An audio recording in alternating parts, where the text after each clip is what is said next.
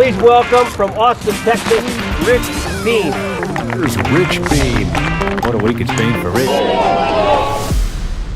He was a friendly guy, easy to like, and could sell you just about anything. But soon, he felt a sense of dissatisfaction. He knew something was off, like a missing piece in a puzzle that needed to be found. It would take the victory of an old rival at a tournament to make him realize that maybe golf isn't that bad after all. Perhaps it was time to go pro, like his father. You could tell from the moment Rich Beem stepped onto the PGA Tour that he was nothing like the others. He was tough, determined, and never lost his cool. But there was a problem. A few victories on the local circuit didn't mean he was ready for the big leagues. But Rich didn't let doubt stop him. A few years later, he walked onto the grounds of the PGA Championship, hoping to start a run of dominance at the majors and cement his legacy as one of the luckiest players in the game's history. This is a story of a boy from Arizona who's not destined for greatness, but achieved it anyway.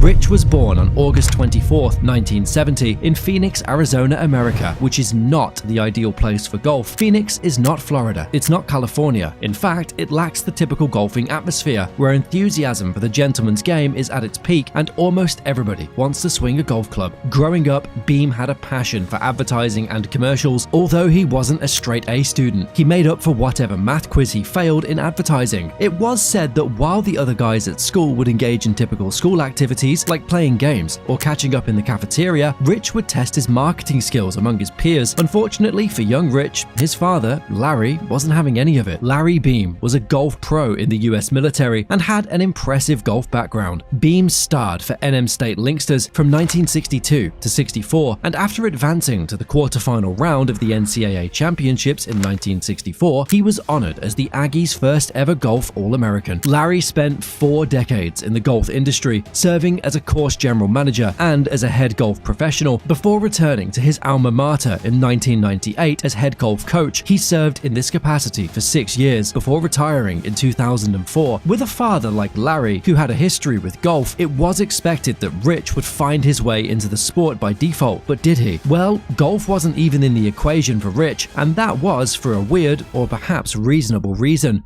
Back in the day, golf wasn't considered a cool sport because people weren't really making money from it. Many who played did so for the passion of swinging the club and hearing the cheers of the fans. However, for a man like Rich, who had big dreams, there seemed to be no way he would enter the game. And to make matters worse, his father's military career meant they were always on the move. From their home base in New Mexico, Rich and his parents would spend 3.5 years in Panama and then Germany. Even though the thought of golf crossed his mind, the constant relocation made it even more challenging to learn golf. Well, golf ran through his father's veins, and there was this likely possibility that it was going to catch up with Rich sooner or later. Rich attended New Mexico State University, where he played college golf before turning pro in 1994. He played a couple of golf tournaments in between and worked as an assistant professional at Sioux Falls Golf Club in South Dakota. After graduating from college, Rich took a job as an assistant professional at Sioux Falls Golf Club in South Dakota. His father obviously had huge hopes for his son as a golfer, but Beem couldn't handle the pressure, and he didn't do well in Dakota mini tours, which had its own consequences. See, Rich is the kind of guy that doesn't really care much about what happens in the future. He's never been one to plan ahead. So when the pressure got too much and he wasn't improving in the small tournaments, the only option left was to quit, and that's exactly what he did. He got tired of golf and didn't want to be in the business anymore. I didn't really want to be in the golf business anymore. I was tired of playing. I didn't think I had much of a future in it. But just because he didn't plan ahead didn't mean he was going to stick around. At the time, Beem had a girlfriend, Tanya Thee, who was living in Seattle, where she was pursuing a degree. So he thought to himself, I ain't got anything better to do with my life. Packed up his things and headed to Seattle. It felt like a fresh start for the then 25-year-old who was looking to settle down with the love of his life, get married, and probably have kids. It sounded like one of those love fairy tales, but this one had a pretty different ending. Rich and Tanya rented an apartment in West Seattle, overlooking the Bethlehem Steel Mill. He landed a job at a glitzy car stereo and a car phone outlet called Mangolia Hi-Fi, where he was described as the short, bubbly guy behind the counter. Beem did a pretty good job as a salesman, and there was no denying that he was skilled at selling cell phones and car stereos. He was the guy who would sell you that $750 top-of-the-line phone when you wanted something basic. He was so good that his best buddy, David Wyatt, called him the best in his craft. Rich was the master of the upsell. His customer service skills were unbelievable. He was the son of a professional golfer, doing really good at sales. It all made sense and felt like a dream come true. After all, advertising was what he'd always wanted to do, and this guy could literally sell you anything. I can sell anything, man. I believe that. What would you like me to sell you right now?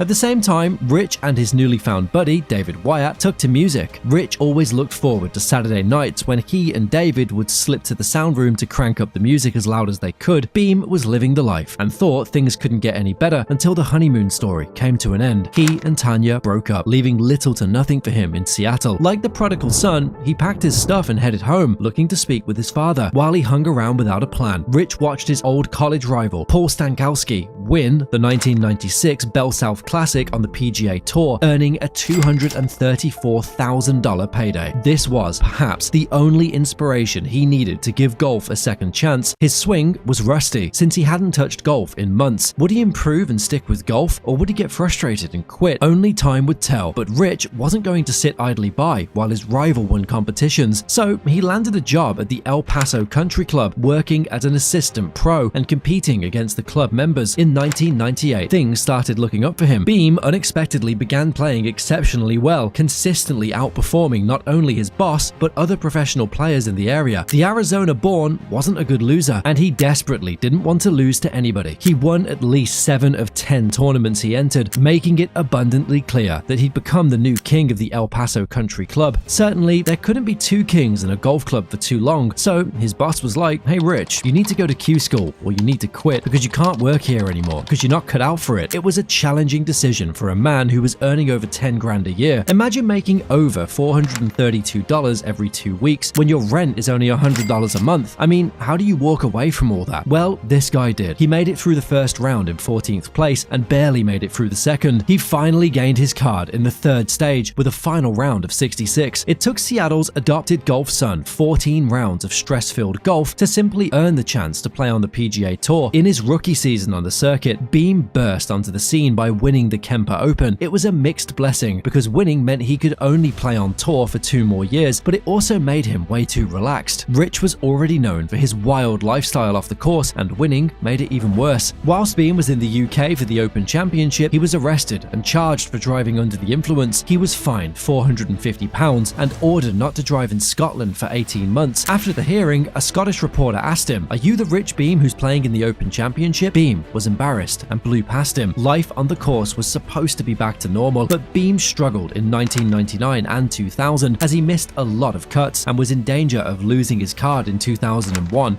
All he needed was a top 10 finish at the Michelob Championship to keep it, so he fought so hard and managed to put himself in contention. What if he hadn't have won it? I guess he would have faced the pressure of financial insecurity. As Lee Trevino once said, real pressure is playing a match for $5 when you only have $2 in your pocket. Beem had a successful 2002 season with notable achievements, achieving 4th and 2nd place finishes in different events. However, the highlight of his season came when he won the international tournament following a hard-fought contest against Steve Lowry. Rich was a winner in Castle Rock, Colorado. The only question remaining was, could he win the Open Championship at Hazeltine National? At least he wasn't coming into the US PGA Championship a complete underdog. He started the year ranked 284th in the world rankings, and at that time, he'd risen to 73rd, which was tremendous progress. However, he was up against the top 5 at the time: Tiger Woods, Phil Mickelson, Retief Goosen, Ernie Els, and Sergio Garcia. These guys were clearly the favorites at Hazeltine, with Tiger leading the pack. Earlier that year, Woods won the Masters and the US Open, as well as the Buick Open just before the PGA Championship. He'd won the championship twice before, so the odds were obviously in his favor. This wasn't going to be too different, right? I mean, Tiger was the king of the West, and everybody was clearly in panic. Beem was so nervous and pretty worked up. I was really worked up and must have gone to the bathroom on Saturday 7 times, and I felt jittery and shaky. After 2 rounds, Tiger found himself trailing by just 2 shots after solid rounds of 71 and 69. The top spots were shared by 5 players: former major champs Justin Leonard, Retief Goosen, and Mark Calcavecchia, along with veteran Fred Funk and particularly reformed party animal Rich Beem. Heading into the final round in 2nd place, Beem birdied early and maintained his composure. Despite Woods' late surge, Seattle's adopted golf son held his ground and sealed victory with a confident putt on the 16th hole, and that was it. The man who once sold cell phones for a living had risen above the tides to top the world's best golfer, and this victory victory earned him a top 20 spot in the official World Golf ranking. Rich had a blossoming career, but he just never won a major after that. At the 2007 Nissan Open in Riviera, he made a hole-in-one on live TV at the 14th hole to win a new red Ultima Coupe, and what he did next became a commercial. I bet that's one moment he wouldn't forget in a hurry.